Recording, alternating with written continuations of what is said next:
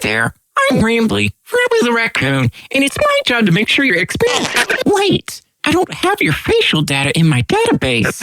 Let me just get a good look at you.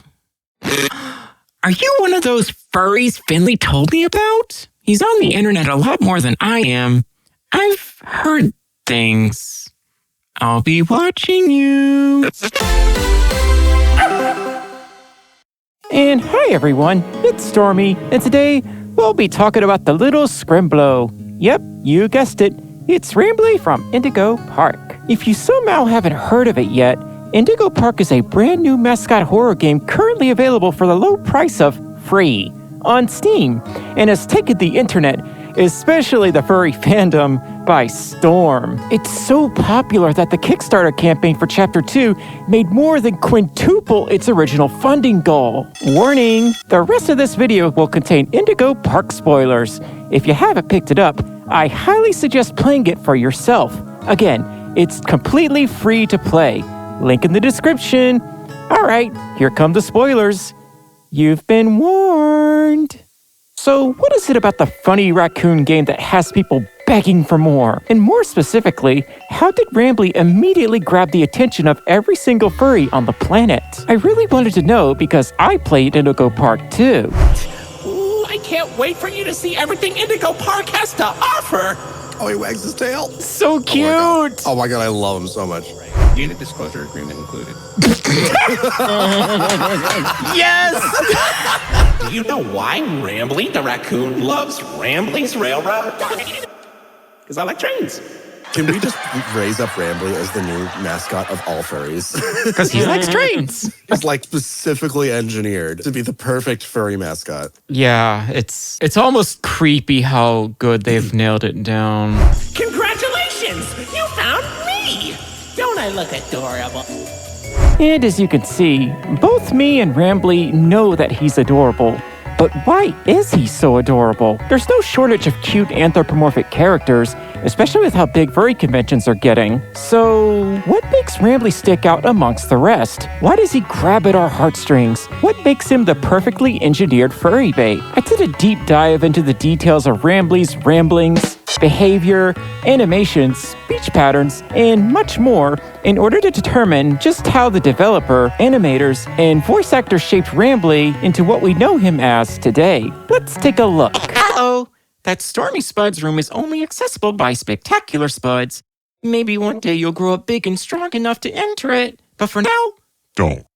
To summarize, Indigo Park focuses on a player that's broken into an abandoned amusement park 8 years after its last visitor, accompanied along the way by a friendly AI mascot host named Rambley the Raccoon. My voice is very cracky right now. We're there to restore the park to its former glory and avoid the not-so-nice entities hidden in the park's decaying attractions. Towards the end of Chapter 1, we enter Molly's landing pad and are chased by the malicious macaw herself. At the finish line, Rambley briefly tries to prevent us from fleeing into the staff-only area, but seemingly goes against his programming, inviting us into a safe space, slamming the door just in time before Molly destroys us. He sees that we're scared, and I certainly was,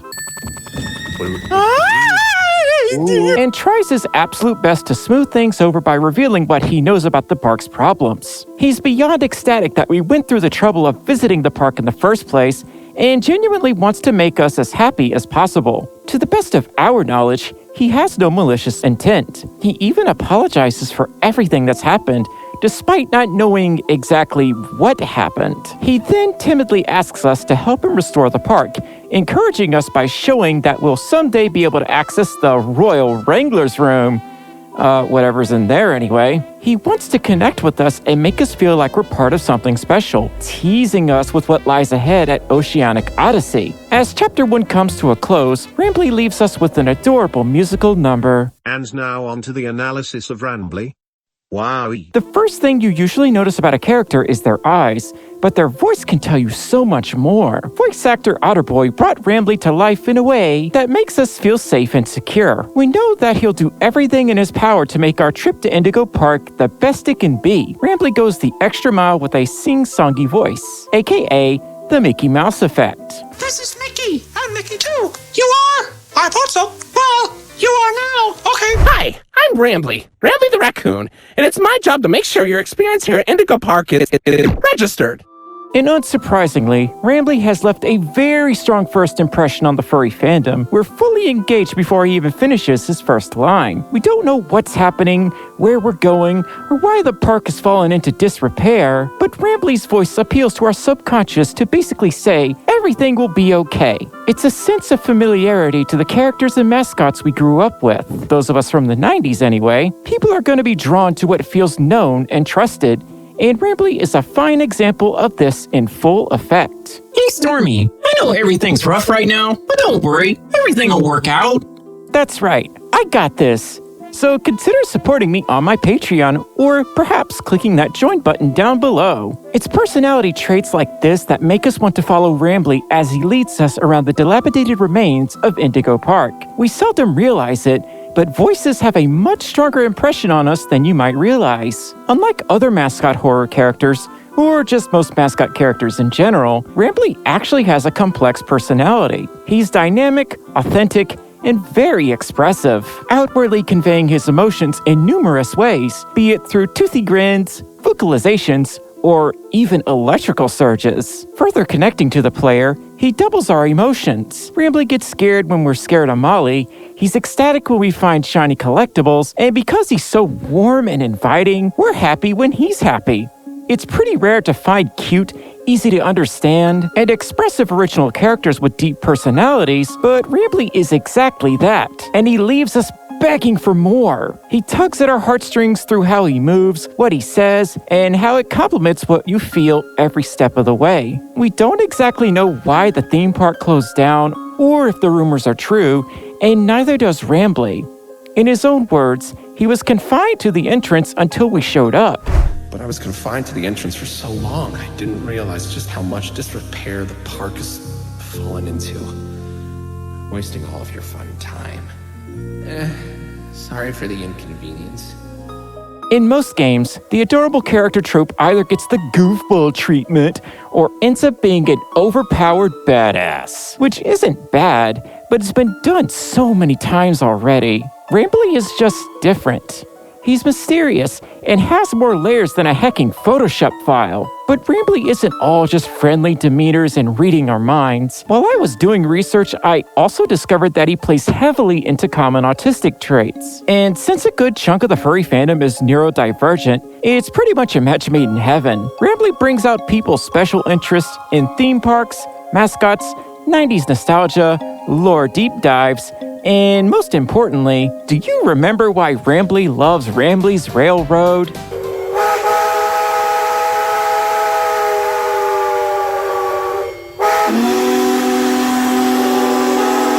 Yeah, that. Seriously, there are so many furries I've encountered who are on the spectrum that also love trains just as much as Rambley does. The developers had to know about this. It's honestly too perfect to not be a coincidence. As with many successful and popular mascots, Rambley's expressions, movements, and overall presentation are designed to be easily understood by pretty much anyone. You'll know if he's excited, angry, curious, or just confused, without him having to utter a single syllable. He's very obvious and blatant with his emotions as well. He gives us a sense of security and offers an escape from the real world, where things aren't as obvious or clear all the time. And again, because many furries, including myself, are autistic, characters like Rambley are an instant magnet for attention. Rambley also has a bright, contrasting color scheme that somehow manages to be both minimal and yet eye-catching at the same time. The vibrant red of his scarf offsets the more muted indigo of his fur quite well. He just draws your eye from anywhere. His design is simple, but instantly recognizable in any silhouette lineup. You can't get much better than that, for at least furry bait anyway. Once again, Rambley connects to the player, thanking us from awakening him from a deep sleepy slumber, and getting the ball rolling on restoring Indigo Park to its former glory. He doesn't know what lies ahead, but he assures us that he'll accompany us through it all and stick with us when things get rough. Rambley gives us the courage to actually be brave and take charge. But what really sets Rambley apart from your typical furry bait are these words. Till all my old friends are united again, and I won't feel so left behind. If this doesn't tug at your heartstrings, then you have no heart, no offense. You have this adorable little dude crying for his friends back, and we're the only social interaction he's had in 8 years. And then he goes through the trouble of singing us an impromptu song about our new friendship, complete with harmonization? And then the words, in all my thousands of days, I've never had a friend like you. At least, I hope I do. Yeah, if you finish the demo, you're pretty much obligated by intergalactic law to help Rambley in Chapter 2. Look, I don't make the rules, okay? I get that he's AI, but for someone who's been locked away lonely for years on top of dealing with mascot massacres, he sure does stay positive about it. In conclusion, Rambley appeals to furries because he appeals to things that attract us to the furry fandom in the first place. Autistic interests, his friendly, inviting demeanor, dynamic expressions, and popularity. This is a joke.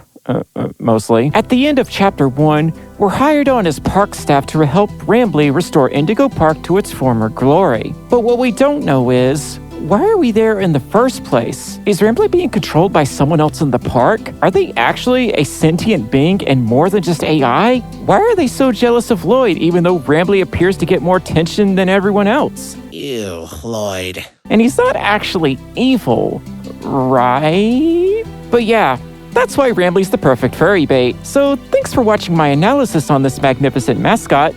Were you satisfied with my video? You up for a little survey in the comments to help improve my content? Did I earn your trust? Or was it all a bust? If you really enjoyed the video, don't be a tease. Support me on my Patreon or click that join button for perks like early access to vid, my Discord server, and more. Please?